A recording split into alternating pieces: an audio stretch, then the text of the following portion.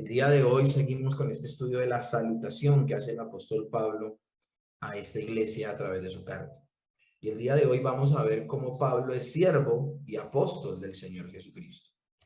Y ya lo hemos mencionado en predicaciones anteriores, cómo el apóstol Pablo hace una salutación algo extraña en esta oportunidad, siendo una salutación muy larga, extensa, un saludo brutalmente largo, como lo hemos dicho. Además de todo, la carta en sí misma es una carta extensa, una forma tal vez absurda de escribir para el siglo I. Ahora, él no funda la iglesia en Roma y por ello usa esta carta para presentarse con lujo de detalles. Cada palabra que usa entonces en esta salutación de 7 versículos tiene un propósito en particular y por esa razón vamos a ir muy despacio. No es posible, mis hermanos, estudiar esta salutación en un solo sermón. Por eso ya comenzamos el sermón pasado hablando de Pablo. Desde el primer versículo solamente el nombre, Pablo. E hicimos una presentación bien minuciosa acerca de quién era Pablo. Pero ahora vamos a estudiar una segunda parte de este primer versículo. No vamos a ver el versículo completo, pero el día de hoy vamos a ver Pablo, siervo de Jesucristo, llamado a ser apóstol. Eso van a ser los dos énfasis del día de hoy con el sermón. Siervo de Jesucristo, llamado a ser apóstol. Y bueno, Dios mediante, la próxima semana hablaremos de apartado para el evangelio de Dios. Lo tremendo del asunto, mis hermanos, es esta primera parte del día de hoy. Pablo, esclavo del Señor Jesucristo. Y mis hermanos, tengo que decir que hay personas que ven con escepticismo esta palabra. ¿Qué palabra? La de esclavo. Esclavos. Y hay personas que dicen, no, yo soy cristiano. Yo soy una persona que ha sido liberada por Cristo. ¿Esclavo? Nunca.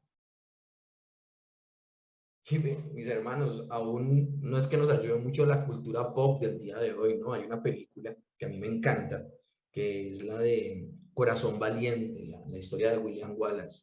Y él precisamente animando a sus muchachos, a los que van a ir a la pelea contra Inglaterra, ellos que son escoceses, él les dice, podrán quitarnos la vida, pero jamás nos quitarán la libertad. Pero es que, mis hermanos, hay un concepto incorrecto de manera natural en la vida de nosotros como seres humanos acerca de ese término, libertad. Nosotros entendemos lo que significa la libertad en Cristo. Entendemos qué tan esclavos somos. Pues, mis hermanos, tenemos que hacer entonces una reflexión, porque todos somos esclavos. La pregunta es ¿de quién? Las personas pueden ser esclavas de su pecado o pueden ser esclavas del Señor Jesucristo. Ahora, partamos en principio, sin hablar de las consecuencias de la caída, del pecado y de la maldad. En principio hablemos, Adán y Eva, antes de caer, ¿eran independientes de Dios o ellos dependían de Dios? Y por esa dependencia a Dios no se puede hablar de una completa libertad. Es que hay un concepto incorrecto acerca de libertad. Se piensa, y las personas al día de hoy sobre todo piensan que el Señor nos salvó para liberarnos del pecado, pero aún para liberarnos de Él mismo. Y eso nunca va a suceder. Y acá es donde nosotros tenemos que hacer una distinción entre el creador y la criatura. Valga, mis hermanos, aclarar algo, mis hermanos. ¿Por qué comienza así hablando el apóstol Pablo? Él habla, esta carta se la está escribiendo Pablo, y enseguida ni siquiera habla de sus títulos, apóstol del Señor Jesucristo, sino en principio dice siervo, esclavo del Señor Jesucristo. Y aquí también hay que hacer una aclaración, mis hermanos. La Reina Valera lastimosamente no hace una muy buena traducción de la palabra doulos. Doulos significa esclavo, no siervo. Y la forma en que se presenta el apóstol Pablo es esa. Él dice, antes de decir que es apóstol, dice que es siervo, que es esclavo del Señor Jesucristo. Y esto nos demuestra que el apóstol Pablo tiene una claridad de quién es con respecto a Dios. La pregunta del millón es, ¿todos tenemos esa claridad? La mayoría de creyentes tienen esa claridad que tenía el apóstol Pablo y por esa razón es importante que nosotros hagamos una distinción entre el creador y la criatura. Ahora, los predicadores de moda no es que ayuden mucho, ¿no? Los predicadores de moda dicen que como somos hechos a imagen y semejanza de Dios, distorsionando ese concepto, ellos dicen que esa es la excusa para decir que somos iguales a Dios. Y hay algo que dista mucho entre ser semejantes a ser iguales a Dios. Partamos del hecho de que ni siquiera somos hijos naturales de Dios, sino que somos hijos por adopción. Solo por estar unidos a Cristo es que somos hijos de Dios. Mientras que el único hijo natural que Dios tiene, el Padre, es nuestro Señor Jesucristo. El Hijo, el Verbo, la segunda persona de la Trinidad, es hijo natural de Dios. ¿Y eso qué significa? Que es de la misma esencia. Es decir, el Hijo es tan Dios como el Padre. Algo que no sucede con nosotros. Nosotros somos hijos por adopción. ¿Y a dónde quiero ir con todo esto? Pues mis hermanos, que hay una diferencia categórica entre el creador y la criatura. Y el creador es el único ser independiente. Es el único ser que trasciende a su propia creación porque él la creó. Pero es que Dios en sí mismo ni siquiera depende o necesita de su creación para él ser el creador. Él no es menos Dios si no crea la creación. Ahora tampoco es más Dios por haberla creado. Él sencillamente es Dios. Y Dios es el único ser independiente de toda la creación. El apóstol Pablo, al decir, soy esclavo, soy siervo del Señor Jesucristo, él está entendiendo lo dependiente que es de Dios. Pero muchas veces al día de hoy, el creyente del siglo XXI no entiende esta verdad. La distinción tan categórica, tan tremenda que hay entre el creador y la criatura.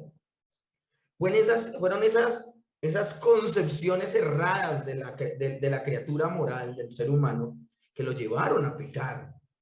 Ellos en el jardín del Edén quisieron tomar decisiones dejando al margen a Dios. De hecho, ellos prueban el fruto con el deseo de ellos, por ellos mismos, diferenciar entre lo bueno y lo malo, cuando quien diferenciaba lo bueno de lo malo era Dios. Quien les determinaba a ellos qué era bueno y qué era malo era Dios. Entonces, en primera instancia, lo que estoy queriendo decirles con esto, mis hermanos, es que aún en el momento en que Adán y Eva ni siquiera habían pecado, ni siquiera estaban siendo afectados por el pecado, ellos no eran libres de la influencia de Dios sobre sus vidas. De hecho, cuando pretendieron quitar de sus hombros la dependencia de Dios y actuar de manera independiente, es que entra el pecado. Entonces, mis hermanos, saquémonos de la cabeza la idea de que Dios en Cristo nos ha libertado para que nosotros podamos tomar decisiones aún manteniendo al margen a Dios. Eso nunca va a suceder. Eso nunca va a suceder. De hecho, no solo los cristianos, sino los no creyentes, toda decisión que toman, toda alternativa que ellos finalmente toman, supuestamente en su libertad, el Señor ya la había decretado. Y finalmente sucederá lo que Dios decida. Nadie, ninguna parte de la creación, ni los animales, ni las montañas, ni el sol, ni la luna, ni mucho menos los seres morales, podrán actuar fuera del margen de Dios. Siempre estarán, podemos decir, subordinados por Dios. Y eso ya cambia mucho nuestro concepto de libertad. Entonces, la pregunta del millón es, ¿puedo independizarme de Dios? Colosenses 1:17 dice, y Él es antes de todas las cosas, y todas las cosas en Él subsisten. Mis hermanos, si Dios se retirara de la creación por un segundito, toda la creación desaparecería y sería destruida, colapsaría la creación. También Hebreos 12:2 nos habla de una dependencia total de Dios, no solamente de los creyentes, sino también de los no creyentes. Entonces, con esta pequeña reflexión con la que estamos iniciando el sermón el día de hoy, podemos decir que esta realidad cambia mucho nuestro concepto de libertad.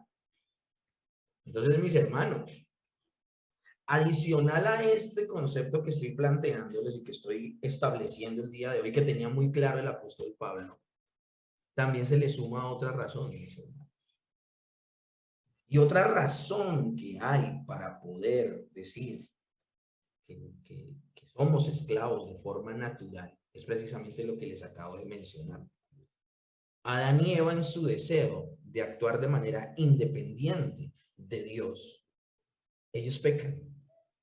El Señor Jesucristo le dice a sus discípulos: apartados de mí, nada podéis hacer. Lo tremendo del asunto es que Adán y Eva quieren tomar decisiones por ellos mismos, y lo que hace el hombre cuando toma decisiones sin contar con Dios es que caen en pecado. Y ese es el otro elemento. Además de ser criaturas que dependemos de Dios, y eso de alguna manera no nos da una completa libertad de Dios, pues dependemos de Dios. Otra razón es que luego de la caída de Adán y Eva, todos los seres humanos nacemos en una condición pecaminosa. Y esa condición pecaminosa nos hace esclavos del pecado. Nos hace esclavos del pecado. Juan capítulo 8:34 dice: todo el que comete pecado es esclavo del pecado. Ahora bien, mis hermanos, el Señor Jesucristo ha venido para liberarnos. Él le prometió a las personas que escuchaban: conoceréis la verdad y la verdad os hará libres. Entre los que escuchaban al Señor Jesús cuando Él menciona esto, estaban los fariseos.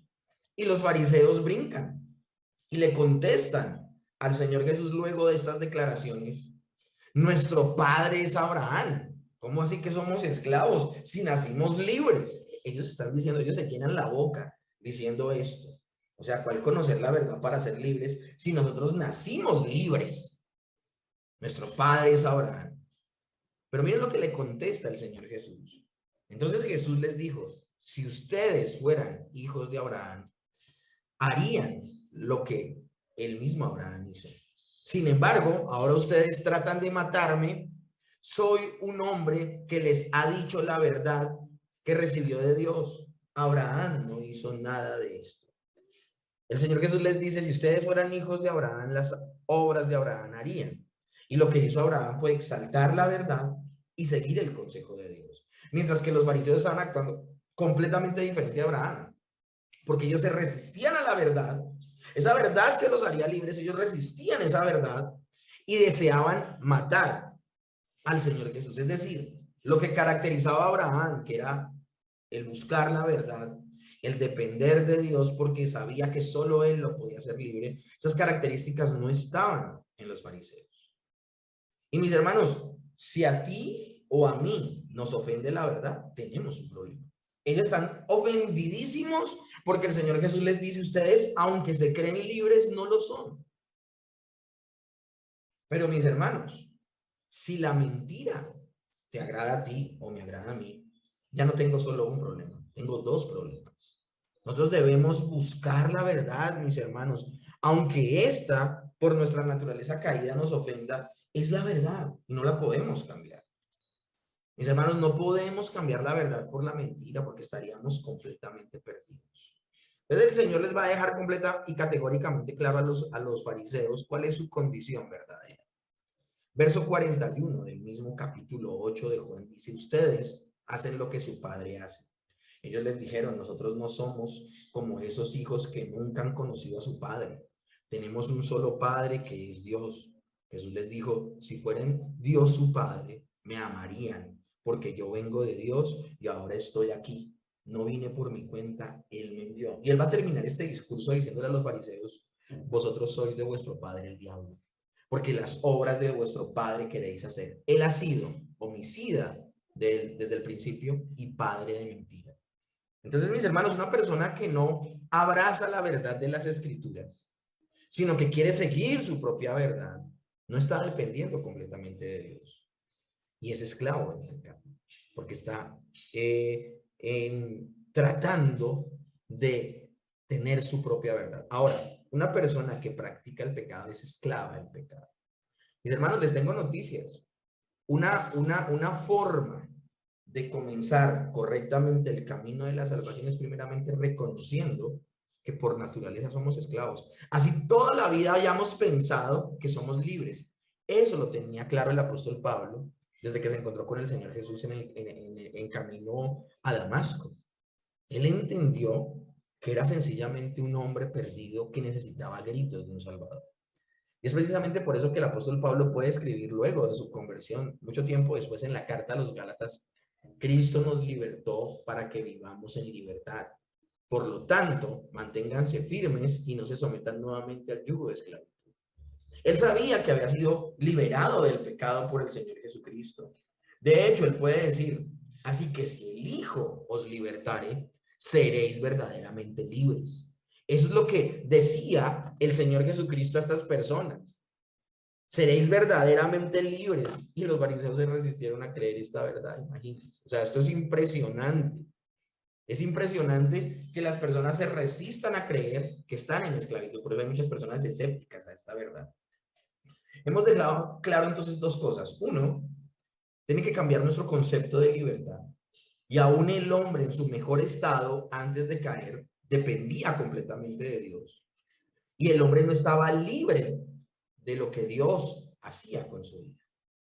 Pero por otro lado, el hombre pretendiendo independizarse de Dios termina pecando y volviéndose esclavo del pecado. Ahora, el Señor ha venido a la vida de cada creyente a libertarle. Y esa libertad es efectiva, es verdadera. Si el Hijo nos libertare, seremos verdaderamente libres. Pero entonces, mis hermanos, aquí entra la pregunta del millón. La pregunta del millón es: si el Señor Jesucristo nos liberó, entonces, ¿por qué Pablo habla, él siendo libre, porque Pablo habla de ser siervo, esclavo del Señor Jesucristo?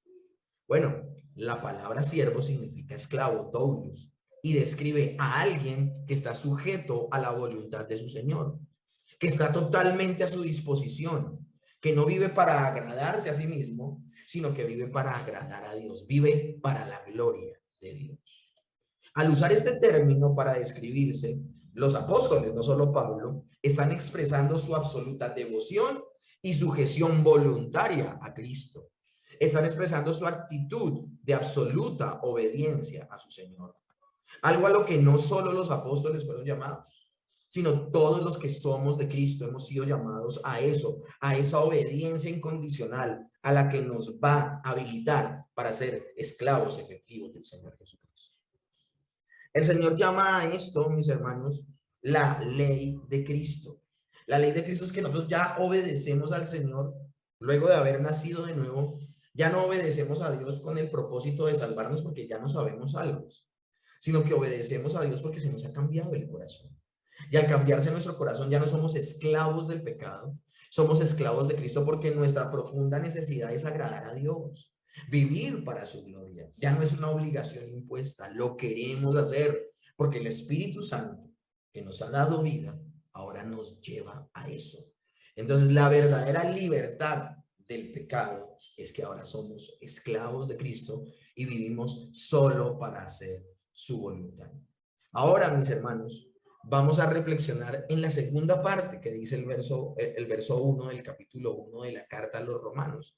Y es que él dice que es apóstol del Señor Jesucristo. Pero para reflexionar en esta parte de que Jesús es apóstol del Señor Jesucristo, vamos a reflexionar en un estudio que ya hemos hecho de la carta a los Gálatas, donde el apóstol Pablo tiene que volverle a recordar a los Gálatas por qué él puede decir que es apóstol del Señor Jesucristo. El término apóstol en principio proviene del griego y significa enviado, enviado.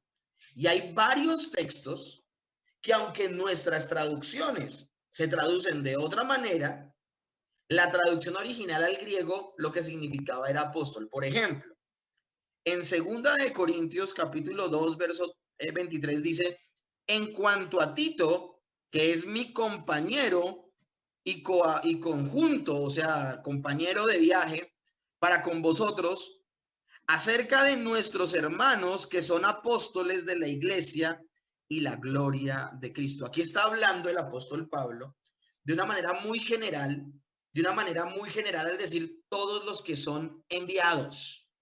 No está hablando en particular de los 12, sino de todos los que pueden ser enviados. En Hechos capítulo 14, verso 14 dice lo siguiente: cuando lo oyeron los apóstoles, Bernabé y Pablo, rotas sus ropas, se lanzaron a la multitud dando voces. Esto sucede cuando ellos, por sanar a un enfermo, toda la comunidad de ese lugar quiso adorarles, llamándoles Júpiter y Saturno, y sacaron animales para sacrificar y guirnaldas para poner sobre sus cabezas. Y ellos tienen que decir alto, alto, alto, alto, alto. O sea, dice que se rasgan sus ropas, dice que, mejor dicho, dicen, no nos adoren que somos hombres, pero ese no es el punto. El punto es cómo Lucas los llama a ambos. Dice, cuando lo oyeron los apóstoles Bernabé y Pablo. Yo hasta donde tengo entendido, Bernabé no hizo parte de los 12 apóstoles. Es aquí donde la palabra general apóstol, que significa enviado, reluce.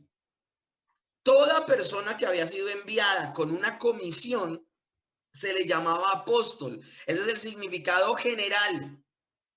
Pero esa palabra va a tomar una connotación tremenda. Se va a robustecer al punto de que es una palabra que ya no será usada, sino solamente para los exclusivos apóstoles. Miren lo que dice también Filipenses. Mas tuve por necesario enviaros a Epafrodito, mi hermano y colaborador y compañero de milicia, vuestro mensajero y ministrador de mis necesidades. El griego original dice vuestro enviado, vuestro apóstol y ministrador de mis necesidades. Porque era una palabra que se usaba en términos generales. Y miren lo que dice Hebreos 3:1, hablando de nuestro Señor Jesucristo. Dice, por tanto, hermanos santos, participantes de la vocación celestial, considerad al apóstol y sumo sacerdote de nuestra profesión, Cristo Jesús. La Escritura llama al Señor Jesucristo apóstol. Y lo llama, ¿por qué apóstol? Porque era una palabra general que se le atribuía a todo el que había sido enviado. En este caso, en el caso de estos 4 textos, enviados a hacer la obra de Dios. Se llamaba apóstol. Pero nosotros debemos hacer una categórica diferencia entre esa palabra y la palabra de los 12 apóstoles a las que se le denomina apóstol. Los judaizantes están diciendo, esa clase de servidor es Pablo. Pablo es un enviado más. Pablo es como Epafrodito. Pablo es como Tito. Pablo es como Bernabé. Pablo es como cualquier otro que ha sido enviado para hacer ciertas labores al interior de la iglesia, pero no tiene un trabajo representativo como los 12 apóstoles y por eso lo menospreciamos. Entonces aquí tenemos que nosotros dejar claro que cuando el apóstol Pablo se presenta como se presenta, él está recurriendo a esta presentación no por orgullo, no por arrogancia, sino porque era necesario que ellos entendieran. Los gálatas tenían que recordar más bien que él había sido enviado por Dios y que por esa razón su mensaje era autoritativo. Pablo, apóstol no de hombres ni por hombres, sino por Jesucristo y por Dios el Padre, que lo resucitó entre los muertos. Entonces, en principio, hay una seguridad completa de que los 12 apóstoles fueron llamados por el mismo Señor. Pero entonces hay una sombra de duda con Pablo. Entonces, por esa razón hay que entrar a hablar de lo que significaba esa palabra y lo que significa el oficio de apóstol. Nosotros vemos el término apóstol en Hebreos 4:11 enmarcado en esos ministerios maravillosos de apóstol, profeta, evangelista, pastor y maestro. Era un oficio limitado. Cuando hablamos en ese marco de Efesios capítulo 4, verso 11, me estoy alejando ya del término general de cualquiera que era enviado. Y estoy hablando ya en las proporciones que significaban ser apóstol del Señor Jesucristo. Entonces, primero que todo, el oficio de apóstol estaba limitado solamente, estaba restringido única y exclusivamente a los 12 y a Pablo. Y ellos Los 12 y Pablo fueron llamados directamente por el Señor Jesucristo. Miremos, por ejemplo, en el caso de Lucas capítulo 6, verso 13. Y cuando era de día, llamó a sus discípulos y escogió a 12 de ellos, a los cuales también llamó apóstoles. No era un término novedoso, era un término que ya se usaba, porque él los iba a enviar. De hecho, esa es la gran comisión. Acá la diferencia es que son apóstoles de Jesucristo. Eso es lo importante. Todos tenemos claro Lucas 6, tenemos claros Mateo 10, cuando el Señor llama a sus 12 y en ese pasaje aparecen los nombres de los 12.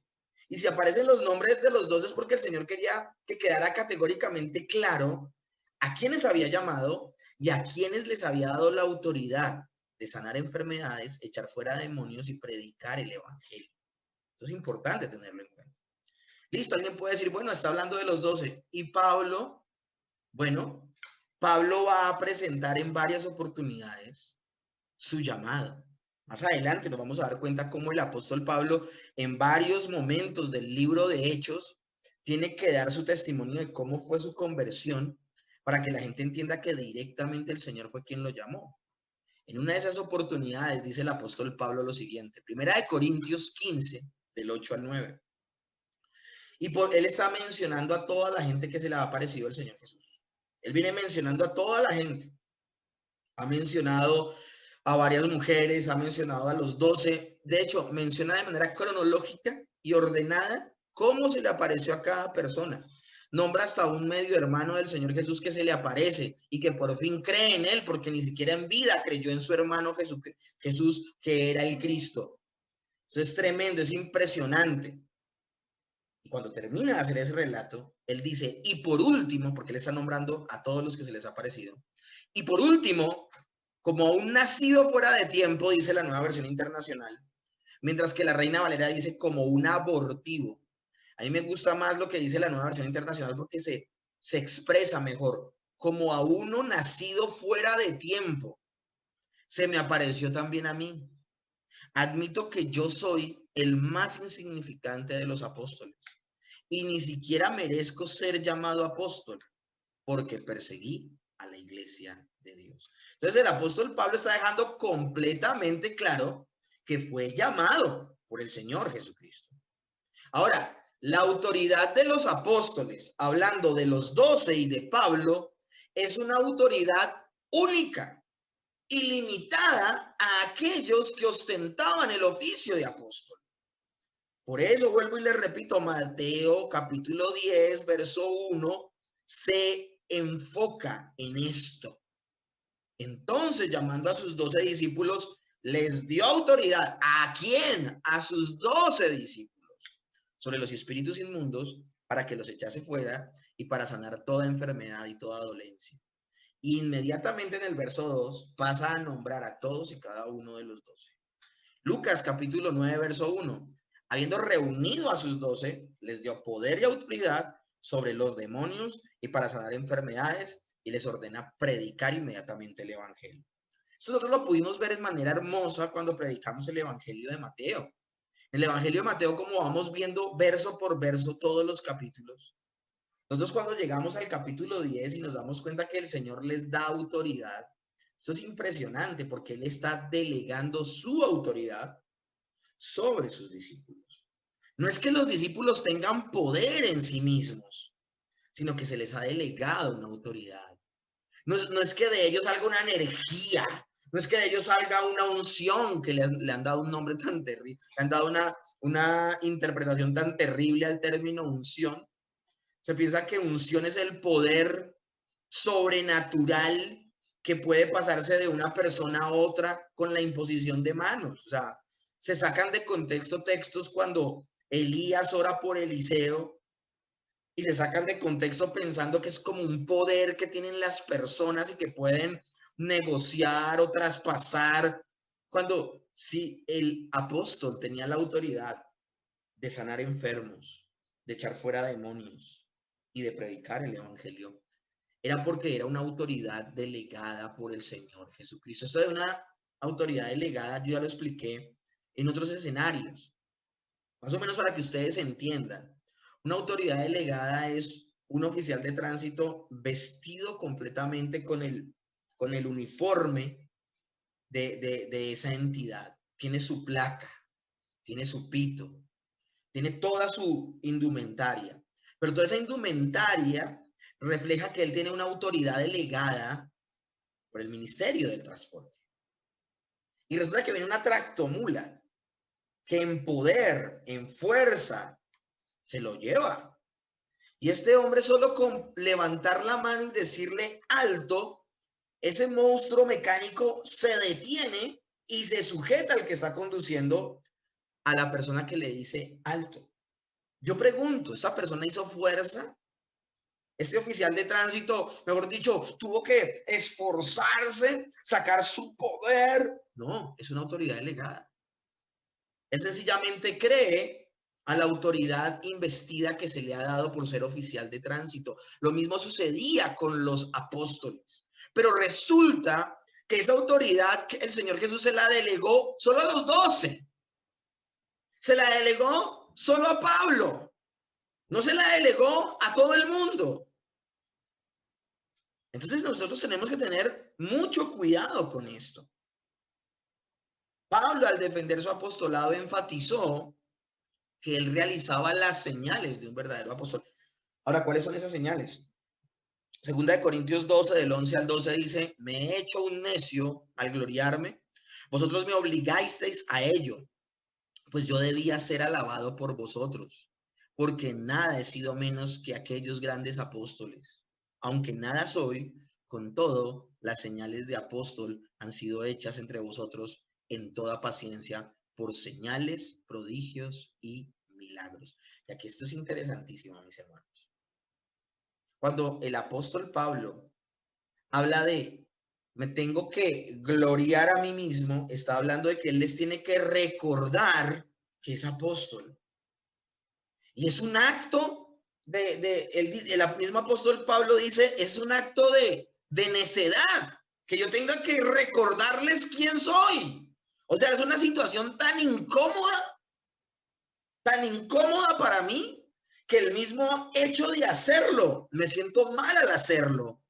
Pero ustedes me obligaron, porque aunque ustedes debían reconocerme como su apóstol, resulta que no. Ha venido gente, les ha contado cosas, los han hecho dudar, y ahora ustedes dudan de que soy apóstol.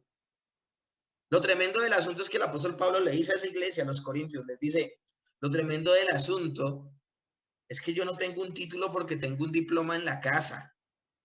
Yo tengo el título de apóstol porque las señales de apóstol, ustedes las han visto en esta iglesia. ¿Cuáles son las señales de apóstol? Él sanaba enfermos, él echaba fuera demonios. En algunas oportunidades resucitó muertos, recuerden a Eutico. Pero sobre todo, y esto casi nunca lo dicen, casi nunca ningún predicador dice esto.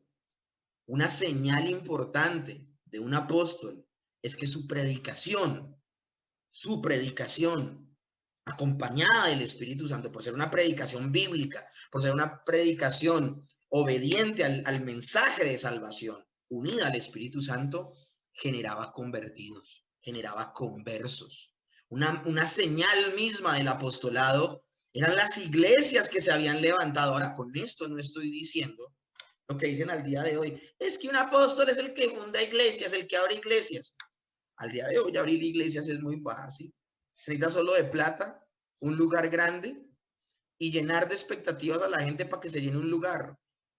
No estamos hablando de que las personas que escuchaban al apóstol Pablo, muchas de ellas se convertían.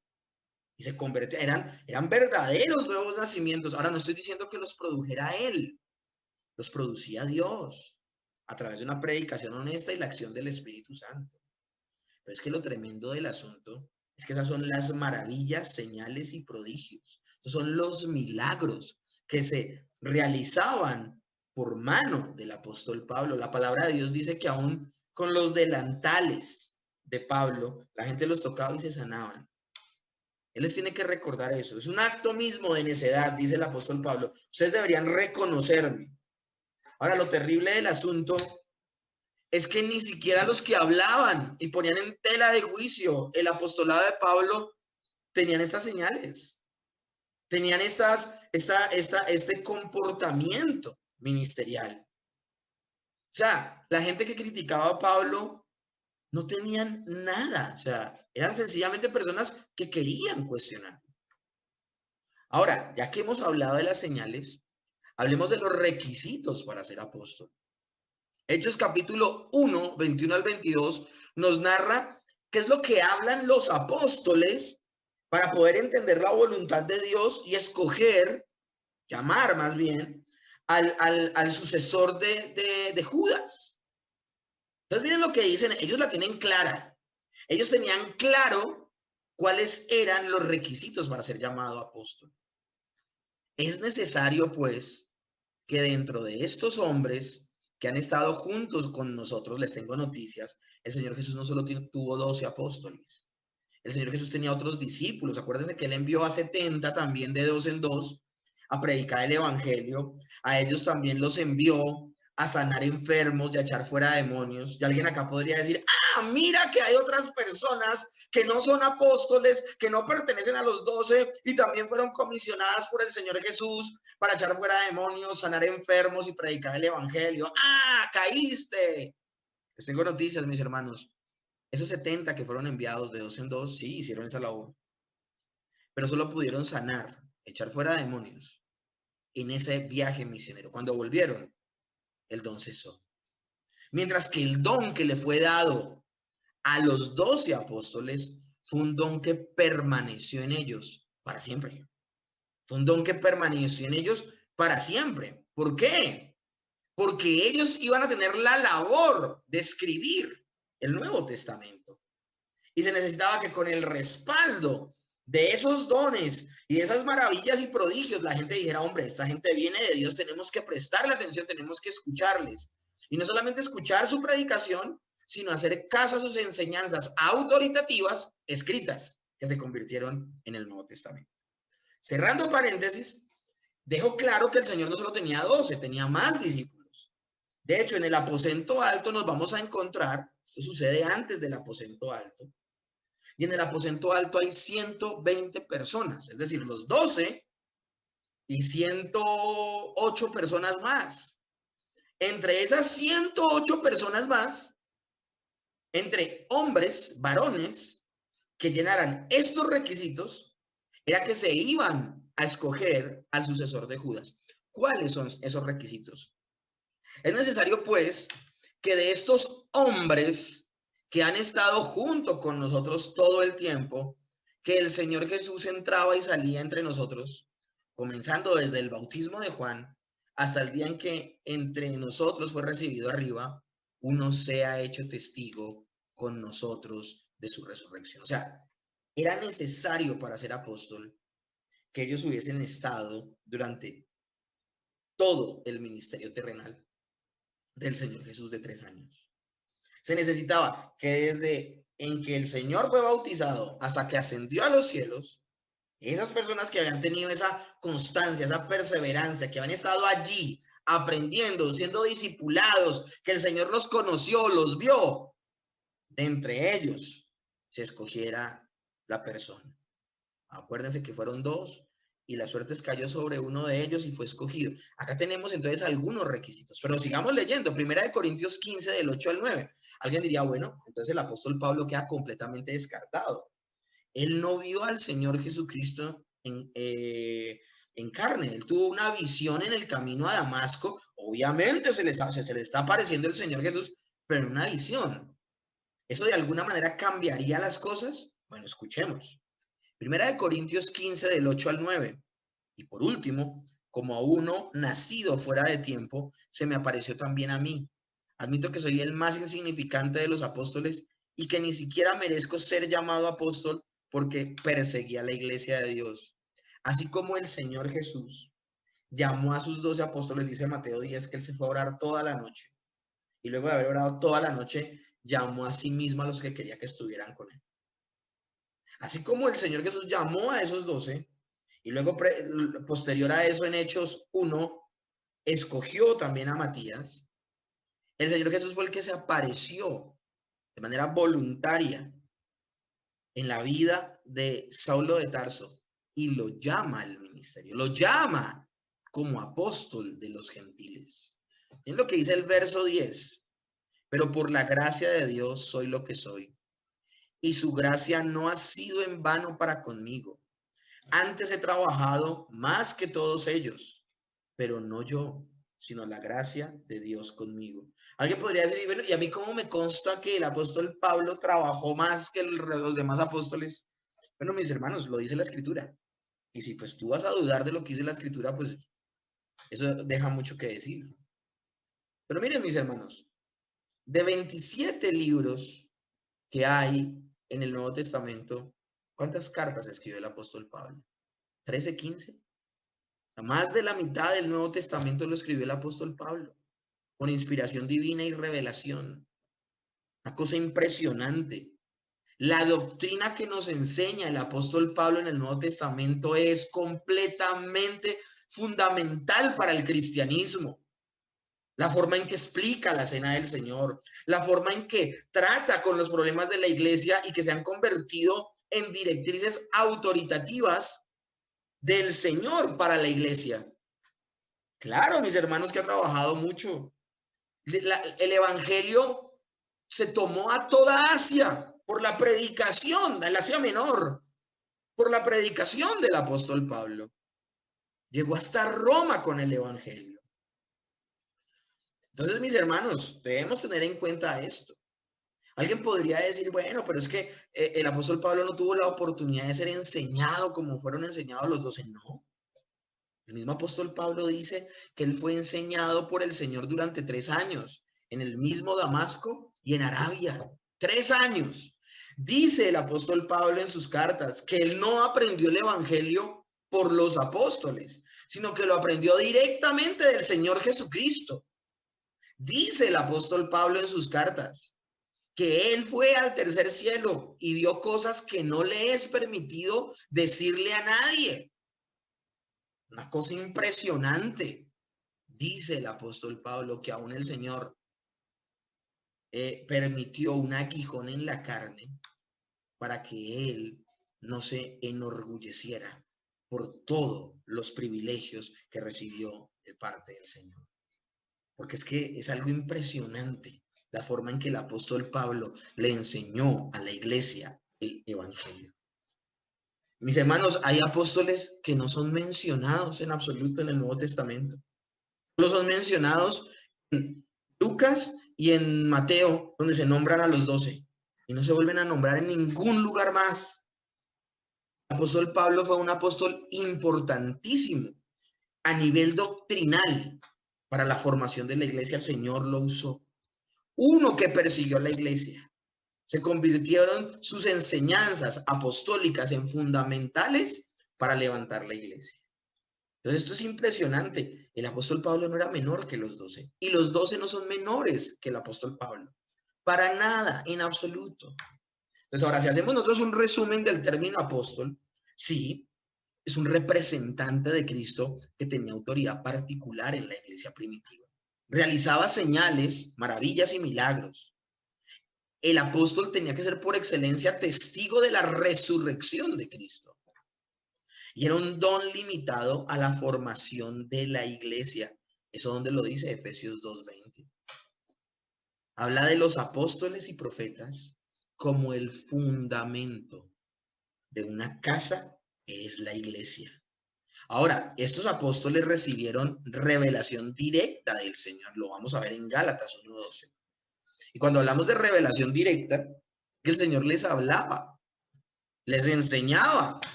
Y no solamente en vida, sino que después de su muerte y resurrección, cuando asciende a los cielos, es el mismo Señor el que acompaña la obra de escritura del Nuevo Testamento. Después de Pablo, mis hermanos, no se esperaba que hubieran más apóstoles. Por eso el apóstol Pablo dice en 1 Corintios 15:8, yo soy el último de todos los apóstoles. Entonces el apóstol Pablo se equivocó. El apóstol Pablo se equivocó. Ay, no, perdón, no era el último, era el penúltimo. Qué pena con Guillermo Maldonado, ¿no? No, mano, o sea, olvidémonos. Quien se acerque a la escritura, tiene que acercarse a la escritura. La Biblia es el único libro que no se escribe, que no se lee de forma crítica. O sea, tú no te acercas a la Biblia para criticarla, no.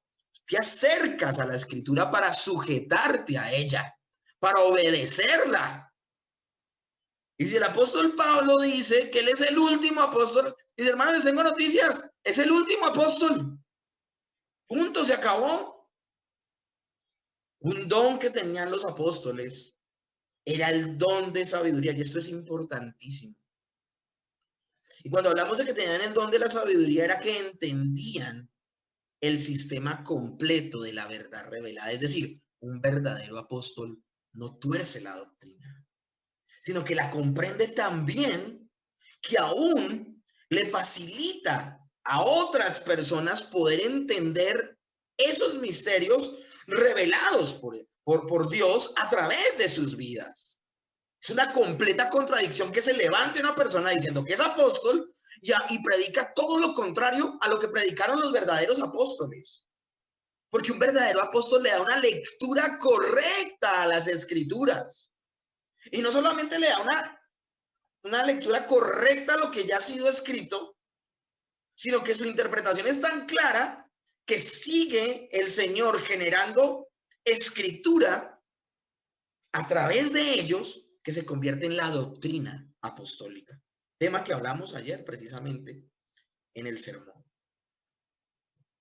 Es tremendo, mis hermanos, que el apóstol Pablo en varias oportunidades tiene que defender su apostolado. Acá yo quiero leerles de manera completa el texto que anteriormente les decía de cómo él relata a toda la gente que se le apareció el Señor resucitado. Desde el verso 5 al 10. Y que apareció a Cefas y después a los 12. Después apareció a más de 500 hermanos juntos, de los cuales muchos viven aún y otros ya están muertos. Después apareció a Jacobo, después a todos los apóstoles. Y el postrero de todos, como a un abortivo, me apareció a mí, porque yo soy el más pequeño de los apóstoles. Miren cómo dice, y el postrero de todos, como un abortivo. El postrero significa último. A mí, que soy el más pequeño de todos los apóstoles, que no soy digno de ser llamado apóstol, porque perseguí la iglesia de Dios. Pero por la gracia de Dios soy lo que soy, y su gracia no ha sido en vano para conmigo. Antes he trabajado más que todos ellos, pero no yo, sino la gracia de Dios que fue conmigo. El apóstol Pablo no solamente va a hablar en 1 Corintios 15 acerca de su llamado y cómo el Señor se le aparece. Él en Hechos 9 va a narrar cómo es su conversión. O bueno, más bien, Lucas va a narrar cómo es la conversión del apóstol Pablo. Luego en Hechos 22, Lucas va a narrar cómo Pablo cuenta su testimonio. Y luego nuevamente en el libro de Hechos va a narrar Lucas cómo luego nuevamente el apóstol Pablo narra su conversión. Son palabras tan categóricas que más adelante en la misma carta a los Gálatas, en el verso 8, capítulo 2, el mismo apóstol Pablo va a decir esto: pues el que actuó en Pedro para el apostolado de la circuncisión, actuó también en mí para con los gentiles. Lo que está diciendo, el que llamó a Pedro, que fue ¿quién? El Señor Jesucristo, acuérdense.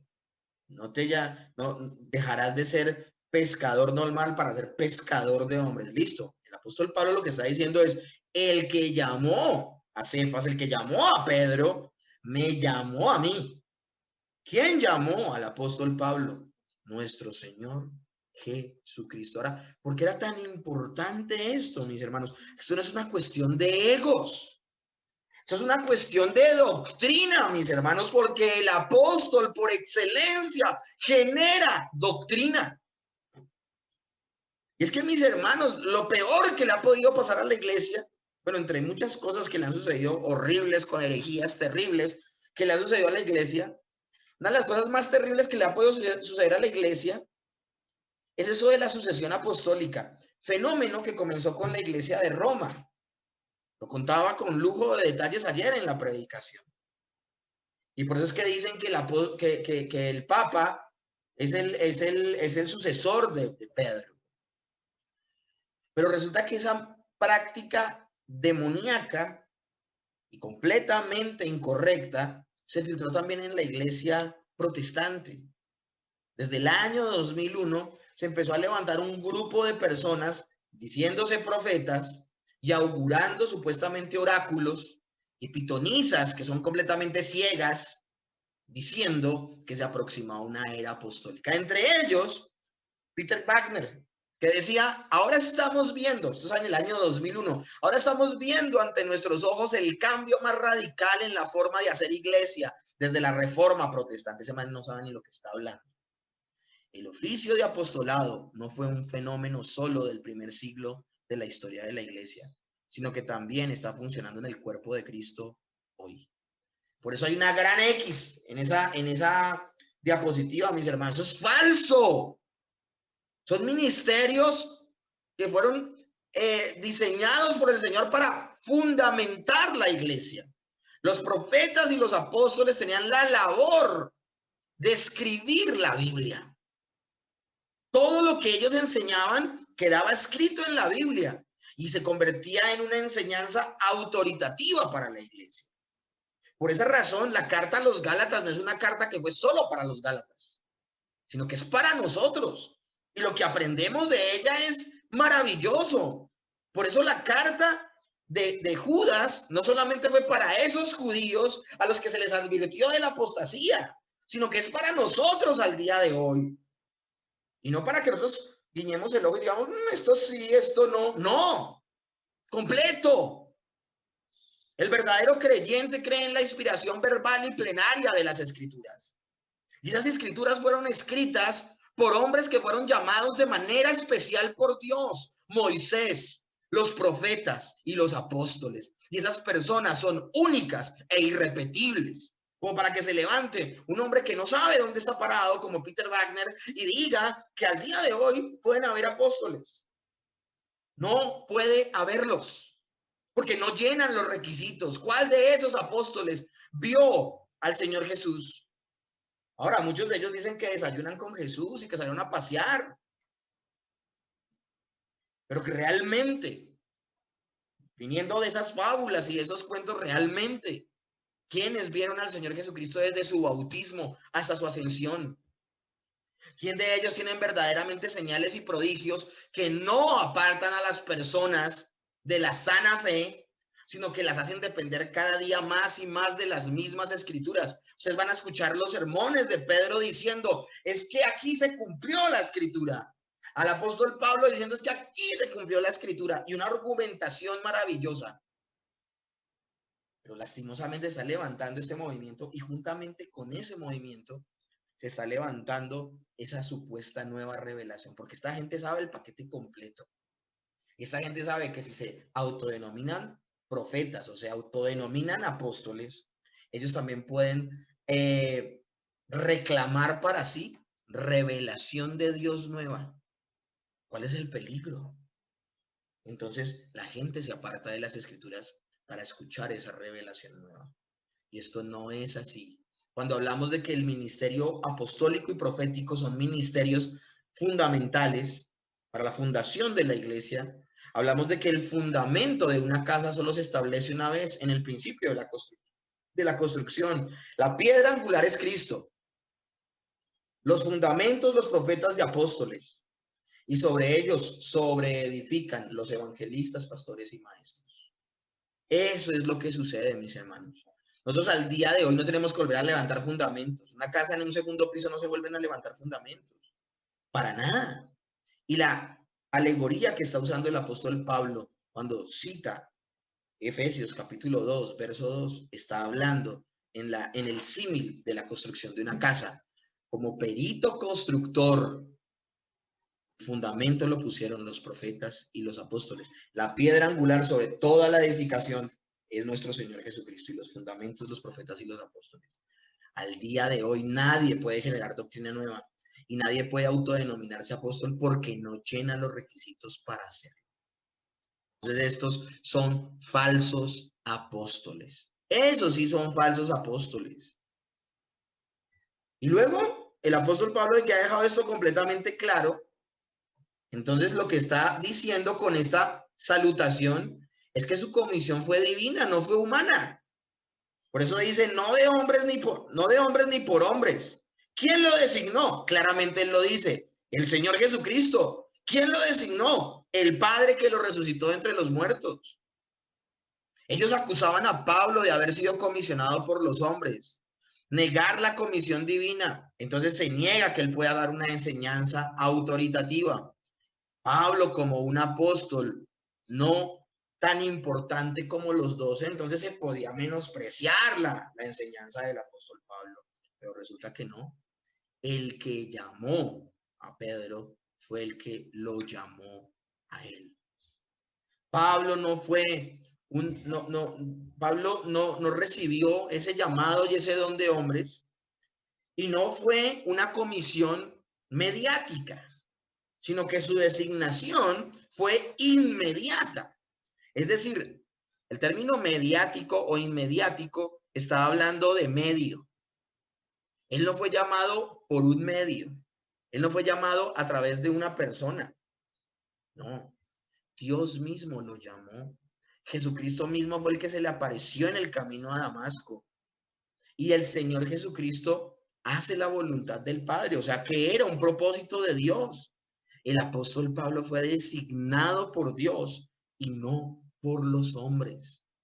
Y finalmente en la carta, lo que hemos visto el día de hoy, haciendo un resumen ya para cerrar el día de hoy, mis hermanos, estamos hablando de que el apóstol Pablo, cuando dice Pablo apóstol, él está enfatizando en algo importante y es su labor, su autoridad, tiene autoridad apostólica. Cuando dice no de hombres ni para hombres, está hablando que su designación es divina, no humana. Y finalmente cuando dice que él está hablándole a los Gálatas con el apoyo de todos los hermanos de las demás iglesias, está hablando del reconocimiento que él tenía a nivel general de que era apóstol del Señor Jesucristo. Es que mis hermanos, ni siquiera los 12 apóstoles dudaron del apostolado del apóstol Pablo. Y ahora sí estos que están torciendo la doctrina y están sembrando un poco de gente. Todos los hermanos, cuando dice el texto, denota unanimidad, unidad, denota reconocimiento de su apostolado por parte de la iglesia en general.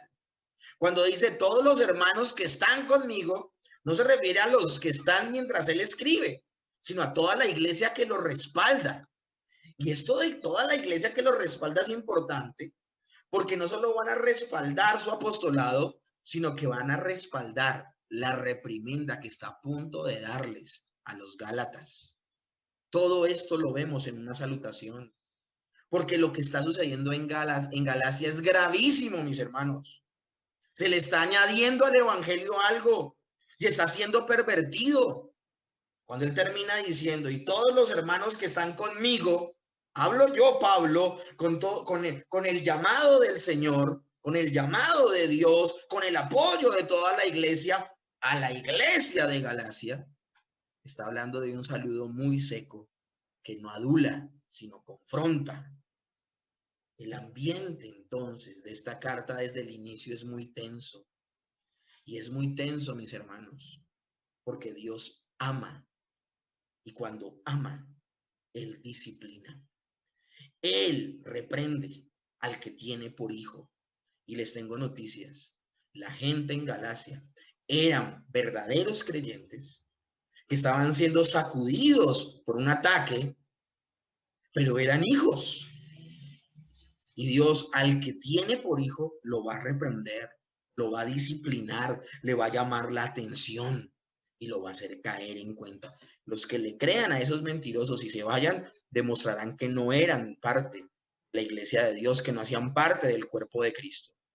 Pero el apóstol Pablo le va a hablar en estos términos a gente, una iglesia que es verdadera, discípulos que son verdaderos, que no se podían dejar convencer por nadie. De hecho, la misma carta nos muestra el corazón de pastor de Pablo. No piensa que corazón de pastor es la fotico del pastor con la ovejita en su seno y ya. No. El pastor también es el que llama la atención, el que reprende, el que exhorta, el que hace entender el error, el que sacude. Eso es lo que vamos a ver en el apóstol Pablo hoy. Durante toda la carta, no puede estar feliz. Él no va a ser hipócrita ni diplomático. Tenemos un asunto que hablar. Es gravísimo lo que está sucediendo y por eso él saluda de manera tan seca y tosca.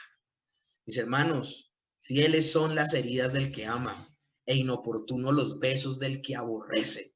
A veces uno piensa que los que verdaderamente lo aman a uno son los a los que todo le alcahuetean.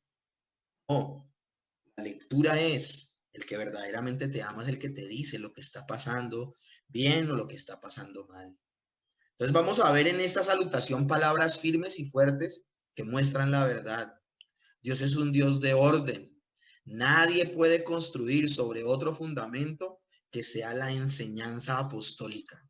De ahí el peligro de ministerios apostólicos actuales que son falsos. Vemos a Pablo con un celo por la sana doctrina. Pablo sabía el poder de una autoridad delegada. Él sabe que ha sido llamado por el Señor y defendió su apostolado no por ego, sino por razón de quien lo llamó. Quien dudara y pusiera en tela de juicio el llamado del apóstol Pablo, dudaba del mismo Dios. Y fiel a la palabra y como buen pastor, cuida a sus ovejas. No quería agradar a los hombres y por eso no usa de la diplomacia ni usa de las palabras que halagan, sino que frontalmente los está llamando la atención. De hecho, con ese saludo tan seco le está diciendo, aquí hay problemas y los vamos a solucionar y vamos a aclarar las cosas. Él no quería agradar a los hombres, sino a Dios, quien finalmente fue quien lo llamó. Una persona que ha sido llamada por hombres querrá agradar a los hombres. Una persona que ha sido llamada por Dios sabe que tiene que rendirle cuentas a Dios y agradará a Dios. Y finalmente, si hacemos una reflexión el día de hoy, las escrituras son suficientes de autoritativas para la vida del creyente. Los apóstoles nunca enseñaron una cosa hoy y luego otra mañana. Si hubo algo fue consistencia y perseverancia en la doctrina. Por eso el apóstol Pablo va a venir y va a dejar claro que lo que les enseñó es la única forma de que podemos recibir la salvación. Es en la persona única y exclusiva del Señor Jesucristo, sin quitarle ni añadirle a esa verdad.